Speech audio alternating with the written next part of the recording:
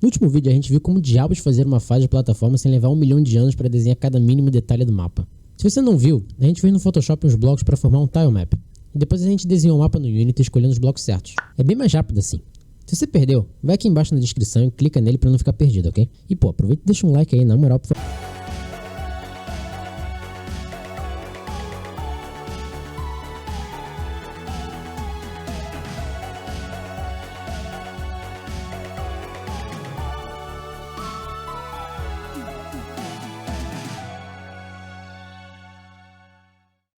Bom, vou fazer um jogador bem feio. Isso é uma coisa que se chama placeholder. É um boneco temporário de propósito mesmo.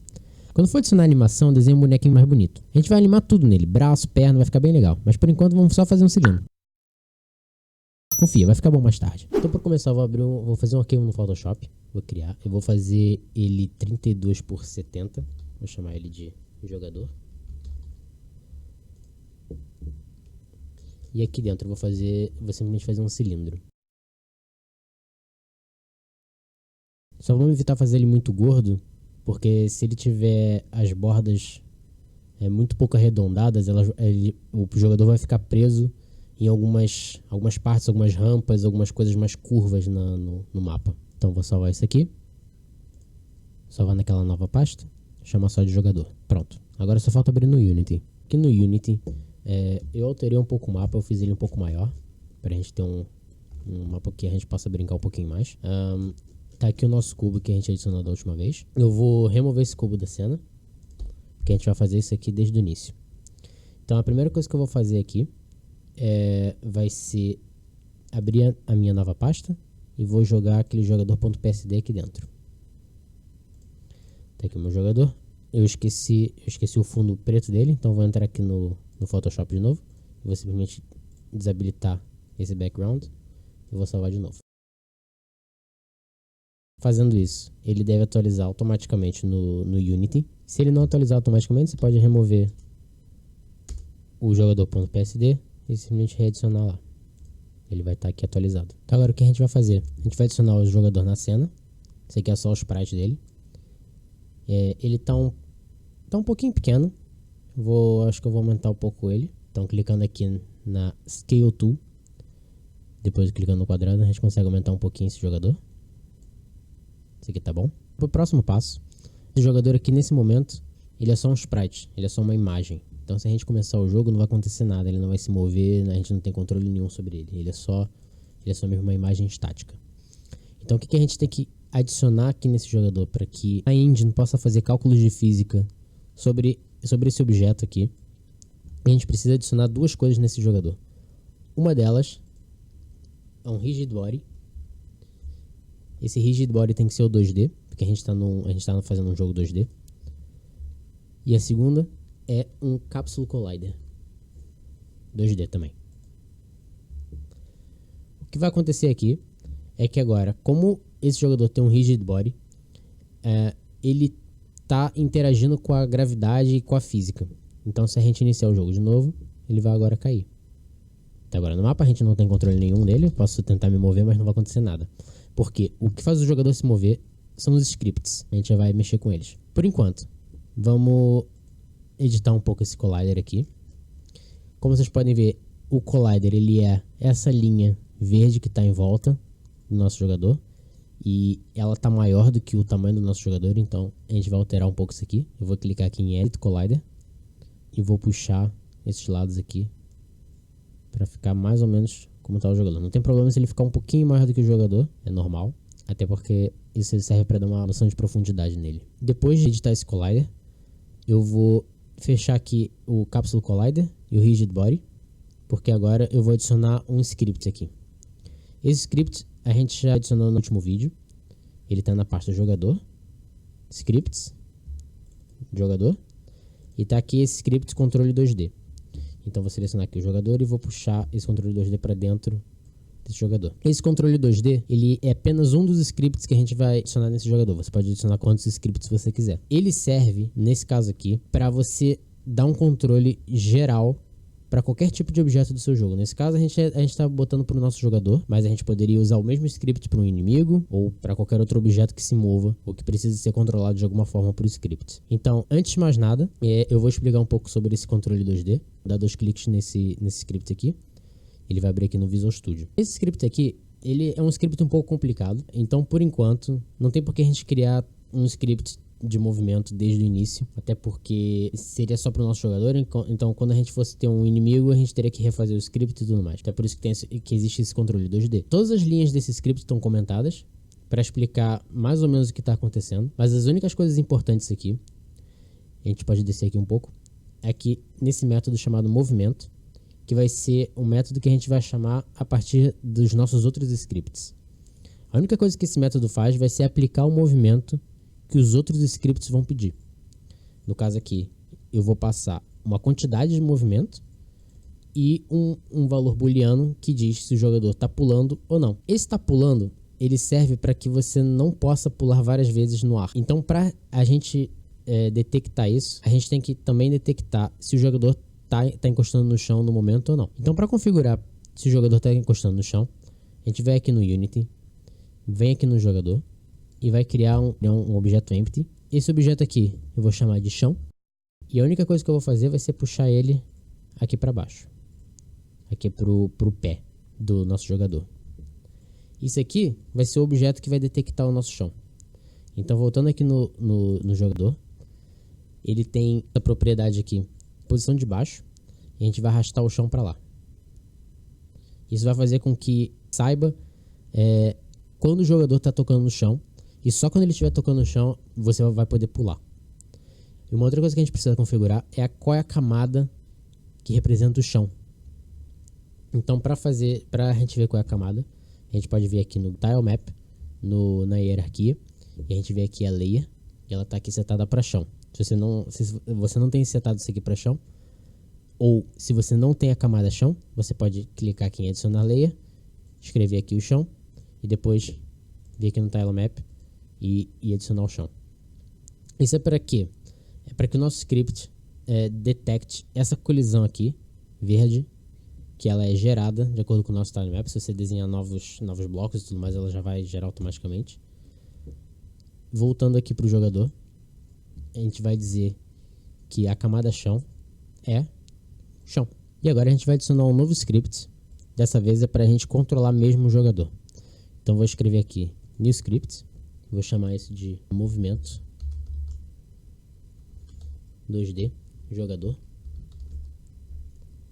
Vou apertar Enter. Vou dar 2 cliques nesse script para ele abrir no Visual Studio. Nesse código aqui a gente não precisa do start, então vou remover ele daqui. Mas a gente vai precisar do update. Eu vou deixar ele aqui e depois eu explico para que serve. Então a primeira coisa que a gente vai fazer, eu vou escrever aqui um private void awake. Isso aqui é um método especial que o Unity sempre roda quando o jogo é carregado. No caso, quando a cena é carregada. Então, a gente quer pegar o script do controle 2D. Esse script aqui, que também foi adicionado a esse jogador. Isso é porque a gente vai usar esse script para fazer o movimento do jogador funcionar. Então, para a gente pegar o script, a gente vai escrever get components e vai colocar aqui controle 2D. Aqui no controle 2D, eu aperto Alt Enter no Visual Studio e eu posso escolher aqui Using Arcade on Dev das Galáxias. Isso é onde está localizado esse script do controle 2D.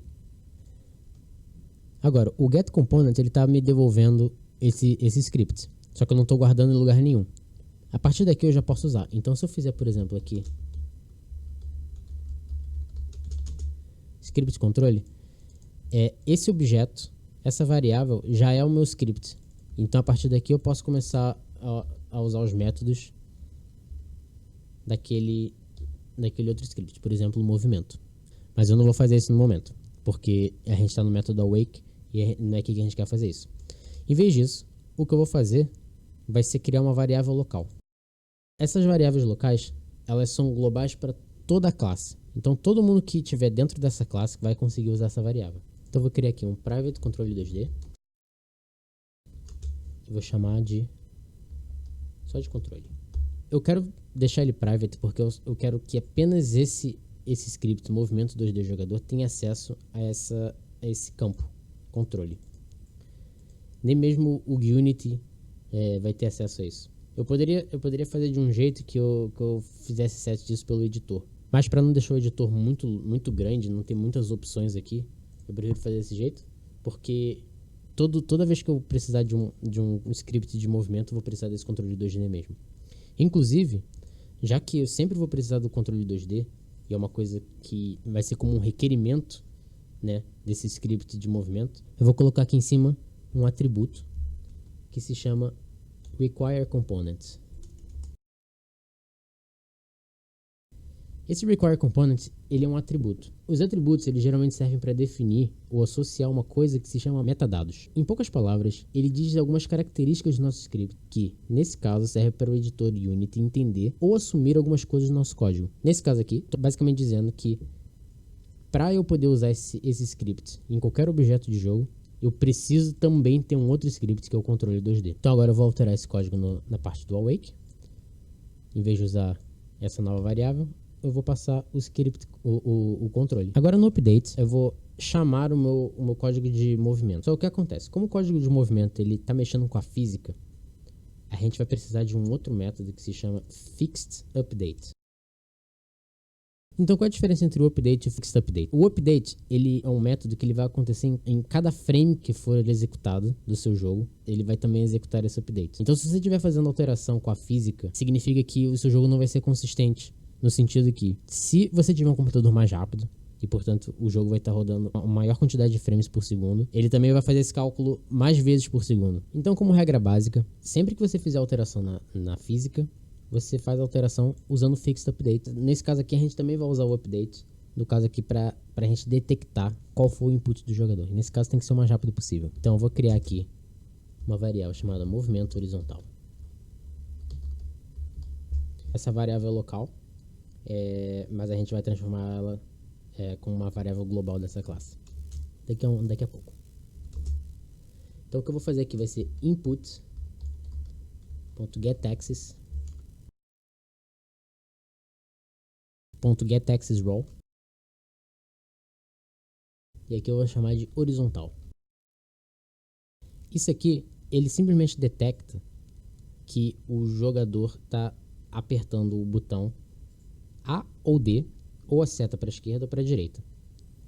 Então como é que funciona isso?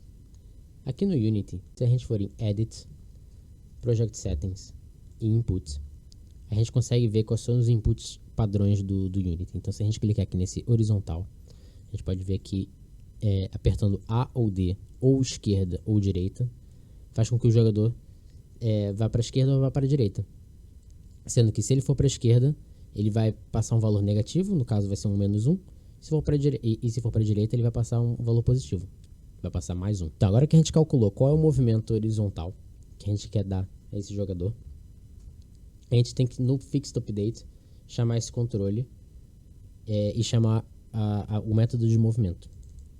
Então vou vir aqui no controle, vou escrever ponto movimento e vou passar movimento horizontal e vou multiplicar por time.fixedDeltaTime. Isso é para ele normalizar o tempo em que ele está fazendo esses cálculos da física. Ele aqui também pede um booleano, que é pulando. No caso eu vou passar um hardcoded aqui. Aliás, eu vou passar false. Eu vou salvar. Mas agora, ele vai dar um erro, porque ele vai dizer que ele não reconhece a variável movimento horizontal. Isso é porque eu criei a variável dentro do método update. Então, como eu tinha dito antes, a gente vai ter que fazer essa variável uma variável global da classe. Então, de novo, eu vou criar aqui um private. Esse movimento horizontal ele é um float. Se eu passar o mouse no movimento horizontal, eu consigo ver qual é o tipo que ele está recebendo. É um float. Eu vou escrever aqui movimento horizontal. Sempre que eu crio uma variável privada de uma classe, eu coloco um underscore, eu coloco um underline antes. Isso é só uma boa prática de programação. Então agora eu vou substituir esse movimento horizontal aqui. Também vou substituir aqui embaixo. Então só isso já é suficiente para a gente já ter o jogador se movimentando. Então, se a gente voltar para o Unity, selecionar o jogador, vai abrir aqui o Rigid Body 2D e vai fazer Freeze Rotation no Z. Então, agora o jogador ele vai cair e vai ficar em pé. Então, quando a gente apertar A e D, você vai ver que ele vai se mexer bem pouquinho. Isso é porque o nosso movimento ele só está alterando qual é o axis dele. Então, se a gente apertar A e D, ele só dá esse tremelique, mas ele não está realmente se movimentando. Isso é porque a gente precisa passar um modificador para o valor que a gente está passando. Porque nesse caso aqui, quando a gente passa o horizontal, a gente está passando só 1. 1, ele não se move, ele não tem velocidade nenhuma. Então, eu vou multiplicar aqui esse valor, que é 1, ou menos 1, dependendo de se o jogador apertar A ou D. E vou multiplicar por 30. Então, agora o jogador vai ficar um pouco mais rápido. Então, se eu voltar aqui para o Unity e dar Play, e apertar A ou D, o jogador agora já se move.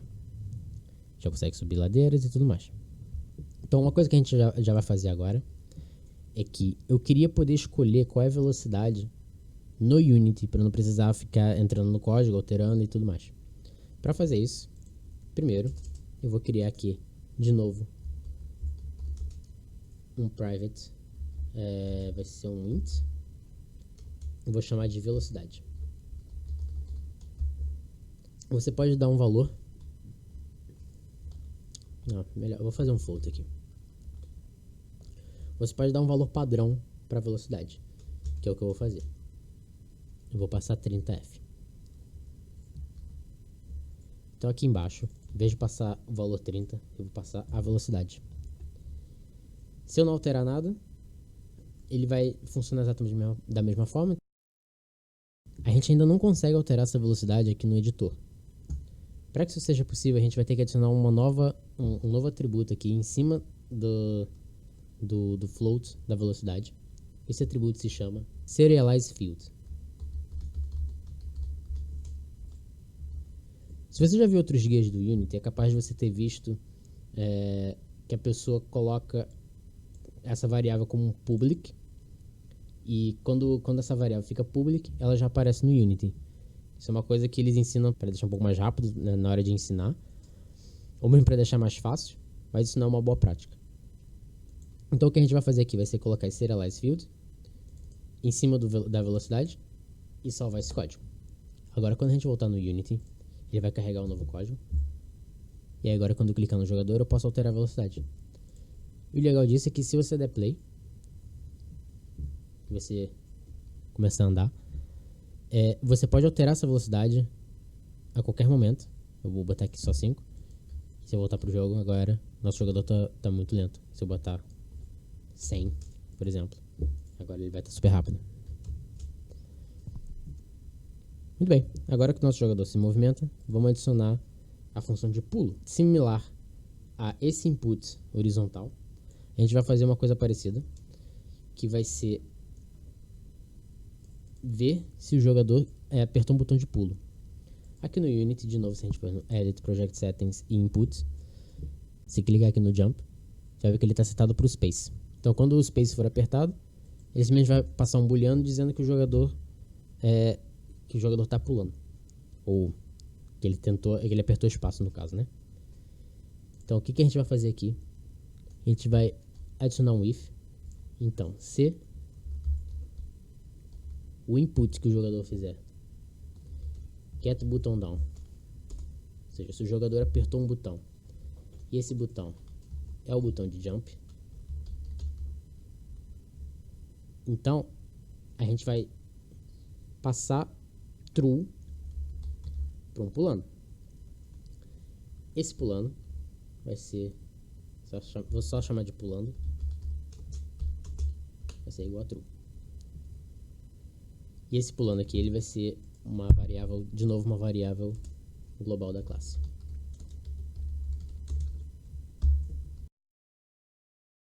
Agora que a gente já sabe se o jogador está pulando ou não, a gente vai passar aqui no Fixed Update.